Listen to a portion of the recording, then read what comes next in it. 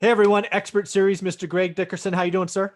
Doing good, Michael. How about you? I'm doing wonderful, man. So we just talked about finding motivated sellers. We're going to switch gears and say you got one on the line, and let's talk about what Greg Dickerson does around due diligence. And again, you can tackle it anywhere you want, whether it's multifamily apartments, whatever you want to go. When you think due diligence, what does that mean to Greg? Yeah. Due diligence. So, a lot of people ask that question. It is evaluating the property and evaluating the tenants, if there are tenants in the property, and evaluating the market that the property's in. So, real estate's hyper local. It's all the way down to the city, the neighborhood, the block, the street, and the position on that street. So, you need to know it intimately at every level, in every aspect, the values, the rents, just anything and everything, the exits that you could have with the property, things like that. So when I do due diligence, let's say I'm just buying a house, I'm going to flip it or do whatever. It's pretty simple. You need to know the market value. You need to know what it's going to cost you to get it there, and what the highest and best value of that property is, how much to put into it, how much not to put into it, where you can push, where you can't push, what are the days on market, what's your competition looking like, all that kind of stuff. So that's all part of the due diligence process for a single family home. For commercial multifamily, it's very different because now you're analyzing expenses, or if you're renting the house, you need to understand what are the taxes, what are the insurance, what's that going to be like when you close, who's the tenant. And in this day and age with COVID, whether it's commercial, retail, office, or residential multifamily or single family, if you're underwriting a deal and you're doing your due diligence, where does that tenant work, and more importantly, what does that company's future look like in COVID? So Yep. you want to underwrite the tenants, you want to underwrite where the tenants work, and you got to go a level deeper depending on how big that property is. And if it's a business, what does their balance sheet look like? What's their sustainability in COVID? So you have to do your due diligence and underwrite those things a little bit deeper level right now, and then understand the operating costs moving forward in this environment. How is COVID going to affect the operating costs that aren't showing on the P&L? In prior years, there's what you call the T12, the trailing 12 months expenses, the T6, the T3, and then nowadays you need the T last week. You need to know up to Yeah. date what's going on with this property day by day, and the lenders are going to ask for that on commercial multifamily right before you close. They're going to want updated financials on the property, Mhm. and on you. So you've got to dig a little deeper now with COVID and what's going on, and understand what is that operating environment moving forward going to look like? What is the potential, as we change, and especially taxes, insurance, and of the property taxes, property insurance. We know taxes are going up because all the municipalities, states, counties are all suffering, from loss of income tax and retail tax and all that. We know that with the Biden administration, we could potentially see some of these tax incentives that were put in place with the Tax and Jobs Cut Act in 2016 Mhm. going away. So, our environment's going to look different from personal taxes in terms of evaluating real estate deals, and corporate taxes, as well as local real estate taxes, insurances, and things like that. So, due diligence is anything and everything from the standpoint of, if you're looking at vacant land, entitlements, what's it going to take to get approved? What's the highest and best use? How long is it going to take me? What's it going to cost to get it there? What do the utilities look like? Topography, soil conditions, all these different things. So due diligence is a lot of different things for each different type of property. Yeah, for me, it's really kind of three levels. Again, buy and hold guy for the most part, right? One is like you said, tenant, right? If I'm especially if I'm inheriting, and I'll give you an extra wrinkle on that one today, right? This COVID environment. If that tenant is in there today and not paying, which I have evaluated deals with tenants that are not paying, and I'm in California, which we don't know what the rules are, I've passed on all those deals uh, as of right now. Because again, I fully imagine that Mr. Gavin Newsom's going to extend that December 31st out to sometime next year, and I don't want that headache as of today. Yeah, we don't know what rent controls are going to look like. We don't know what eviction moratoriums are going to look like. We do know that, hey, there's vaccines and some really great news on the horizon, but we got a long way to go Yeah. before the population at large and at scale is going to be vaccinated. So we could potentially still see, we're contracting, businesses are getting shut down. That's Yeah. why I'm saying you really need to evaluate Yeah. where everybody stands, and then post holiday season, when everybody gets laid off that's doing temporary working, and a lot of businesses that are hanging on to get through the holidays are going to shut down. There's going to be a lot more unemployment that we talked about earlier. So Mhm. it's really interesting what that eviction environment's going to look like long term, Mhm. and what the rent controls are going to look like in a lot of these areas long term, in terms of being able to raise your rents and things Mhm. like that. And And then the last thing that we didn't really talk about, that due diligence is really what it's really all about. What you're really doing is you're doing risk. Okay. You're Yes. assessing risk. And more importantly than assessing the risk, you're accurately and completely calculating the actual cost, the downside. What is my risk? And, if you're able to accurately calculate the risk in a deal and be able to absorb that and understand what that risk is and be able to absorb it in the worst case, Mhm. well, then you're okay and you can move forward with that deal. But the key is accurately calculating it, understanding what it is and what it takes and what it's going to cost, and then your ability to withstand that if it does happen. Yeah. So on that point, I just want to bring up kind of two examples for folks listening too. So for one is time, right? How long is it going to take me? Weeks, months, whatever. And the other is obviously the risk to dollars, right? Overages is really Yeah. the interest there. But something I want to bring it to is it's this stuff's hard, folks. If you're like me and you're one rental at a time, I did none of this stuff when I had a full-time job. I didn't have time. I couldn't double check. I couldn't follow up. I couldn't do any of these other things. For me, it was just one rental at a time. Since I left February of 18, I've done now 54 flips because I can watch them and I can watch the timeline. And I've had some timelines extend because of COVID. Oh, by the way, the city inspector needed to come out and validate the panel, the electrical panel. Well, they didn't do that for 6 weeks. Right? It's like, what is going on? Right. So you just got to realize that there's lots of things out there that can impact this. And the other thing is dollars, right? I was lucky enough to do these deals with my own capital.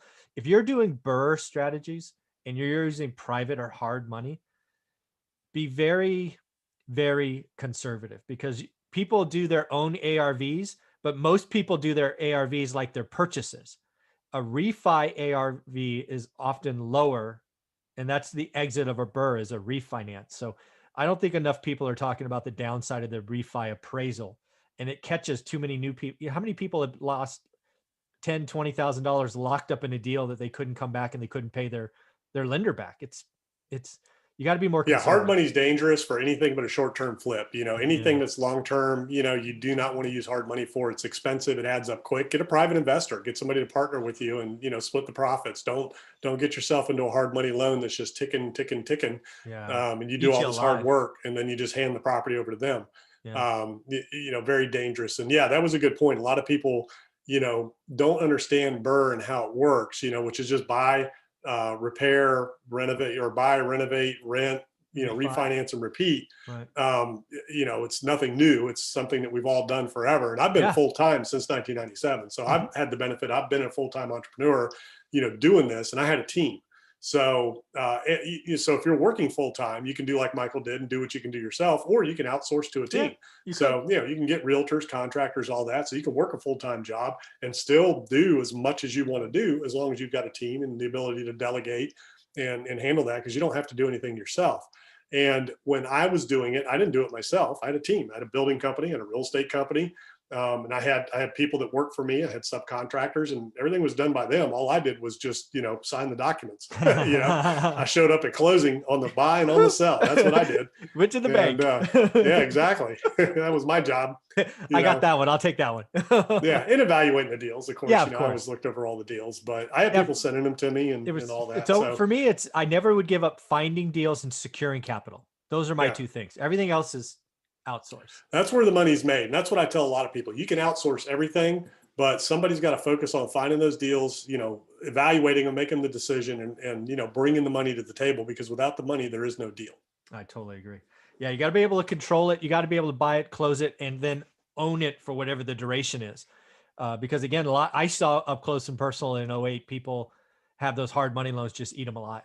And Yeah. they lost. So that's, so that's due diligence. And, so there's due diligence and there's underwriting. So due diligence, underwriting is part of the due diligence process. So due diligence can be inspections. We didn't talk about that. Oh, yeah. So you want to have all your lead paint, asbestos, home inspections. Every house I buy, single family, I always get a home inspection.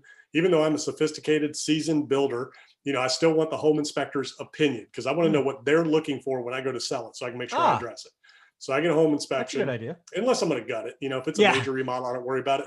Yeah, I don't worry. If I'm going to do a full gut, forget it. I don't even bother. Yeah. Everything's but on little things, I get it just so it's a punch list, right? Yeah, I'm that just makes paying sense. $200 for them to make a punch list. Yeah, so I'll get an inspection. and I'll get a survey. So, property surveys, Survey. because I've had so many boundary line issues and encroachments and things like that create problems. And, for 300 or 400 bucks, you know what you're dealing with before you close to have that rectified. It's like a Ah. title search. You don't want to close without a title search. So, Oh yeah, that's for all part sure. of the due diligence process, doing all your inspections and, things like that. And if there's oil tanks, gas tanks, environmental concerns, whatever, Yep. that's all part of that due diligence process of doing your inspections, getting your financing lined up, that type of stuff. Then there's the underwriting, which is separate, which is where I'm talking about what's the income and expenses, what's the tenants, Yeah. history look like, what is the lease, you want to review those leases. And if it's one house, it's easier for you to do. You can do it yourself, have your property management company do it. If it's an apartment community, then property management companies will audit those leases. And they'll audit all that stuff and do that for you. So you don't have to worry about going through all the leases yourself and, hold them accountable to that. And then you can look a little deeper at where are these tenants working? What does their employment situation look like? What does that company's history look like? And you'd be surprised what you go and research. Somebody, if there's a building where the majority of the people are working somewhere in some of these areas, that company, if you find out they're leaving town before you close, that's something you Yeah. might want to know. You might you want to know? know that. Yeah. That's pretty amazing. Yeah. Again, the due diligence for me, again, on the hold is you're absolutely right. It's the tenant first. If it's there, if it's empty, it's what do I expect the rates to be, the rent to be. Mhm. Um, then it's the mechanicals and the building structure itself. I haven't done a survey that I remember. Yeah. Yeah. You should Uh, always get a survey because that could okay. come back and bite you. It could be a tree, it could be a fence, it could be, you know, Okay. anything. You want I to know will add what you that. own and what the encroachments look like and make sure Okay. that there's nothing encroaching and you're not encroaching. There you go. Because that's $500, in most areas, $300 to $500 for average single family property. Could be a couple thousand to 10,000 for bigger commercial properties, or more.